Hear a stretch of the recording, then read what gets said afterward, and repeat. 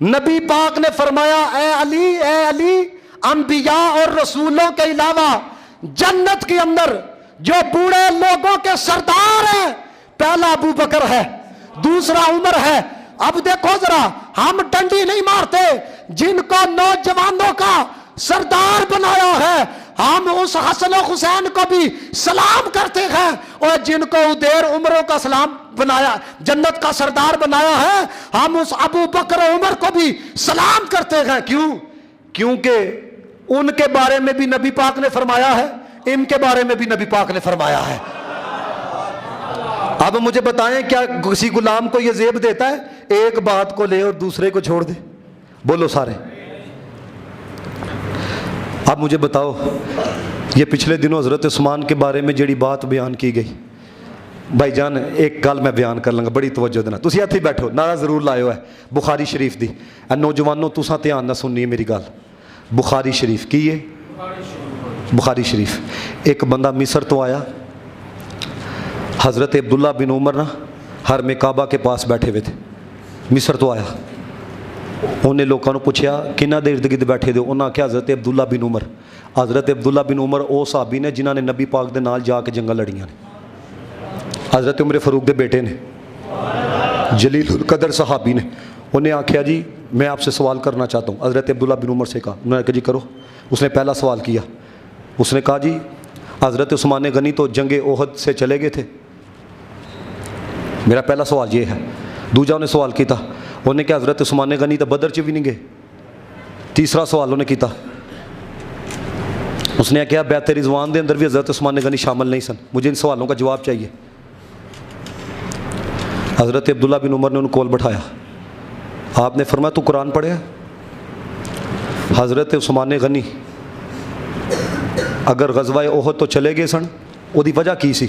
کیونکہ جن 50 کو نبی پاک نے کھڑا کیا تھا نا تم نے یہاں پہ کھڑا رہنا ہے، انہاں چ 4 11 وچوں کوئی نہیں سی۔ جب ایک دم بگدڑ مچی تو اس وجہ سے جب حضرت عثمان غنی رضی اللہ تعالیٰ عنہ چلے گئے، ان اللہ نے قرآن چ کیا آکھیا، یہ قرآن میں پڑھنے لگا ہوں، جے قرآن دے خلاف ذرا برابر بھی تواڈے ذہن چ کدی خیال رہ گیا تے یاد رکھیو ایمان کوئی نہیں جے ہے۔ اللہ کہندا سونیا جڑے جڑے گئے سن نا جنہاں کو لغزش ہو گئی، والا قد عفا اللہ عنہم، میں رب اعلان کرنا پیا میں انہوں نے معافی عطا فرما چھڑی ہے۔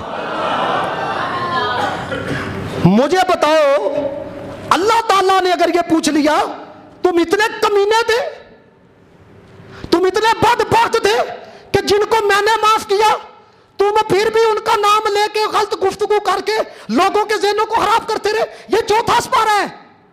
والا قد عفا اللہ عنہم، اللہ کہتا ہے میں نے ان سب کو معاف فرما دیا۔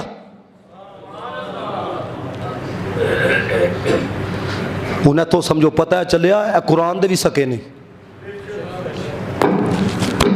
اگر ذرا برابر بندے کے ذہن یار رب معاف کر دے پیچھے کی رہ جاندہ جی، بندے کی اوقات ہے کوئی، بندے کی حیثیت ہے؟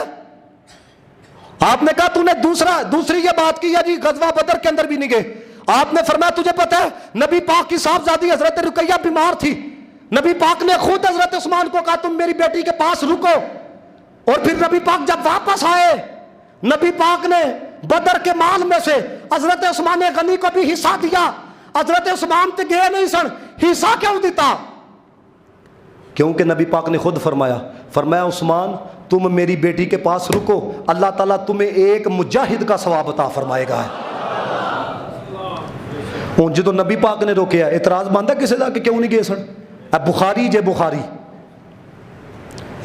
تیسری بات آپ نے فرمایا تو آکھیا جی بیعت رضوان کے اندر بھی حضرت عثمان غنی شامل نہیں تھے، آپ نے فرمایا تجھے بات کا پتہ ہے نبی پاک عمرہ کرنا سے جانے سی دہبیہ دے مقام تے روک گئے، انہوں نے آکھیا جی ہم نے عمرہ کرنے کے لیے نہیں جانے دینا، تو نبی پاک نے مذاکرات کے لیے حضرت عثمان کو بھیجا تے فرمایا تینوں نہیں پتا لیکن اساں اکھاں نہ تکیا ہے، جدو سارے نے بیعت کر لی نا تے نبی پاک نے اپنے دانے ہاتھ نو چکیا، فرمایا میرا ہاتھ جے ہے عثمان دا ہاتھ جے ہے۔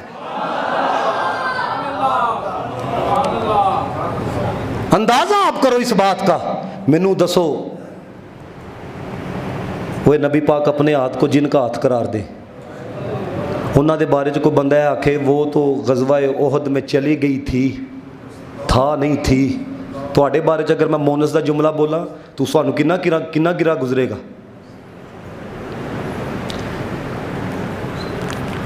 ਇਹਨਾਂ ਦੀਆਂ ਸ਼ਕਲਾਂ ਵੇਖੋ, ਸ਼ਕਲਾਂ ਨਾ ਕਦੀ ਵੇਖਿਓ ਜਿਹੜੇ ਲਾਂਤਾਂ ਪੈਂਦੀਆਂ ਨੇ ਇਹਨਾਂ ਦੀਆਂ ਸ਼ਕਲਾਂ ਦੇ ਉੱਤੇ।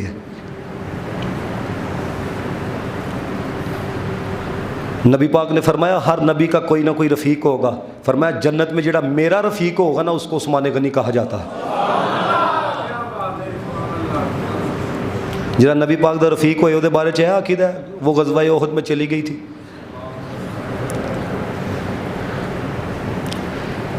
हमारा कसूर है। आ जाओ स्टेजां दे उत्ते, मैं तो भाई जाता हूँ ना रोना आता है।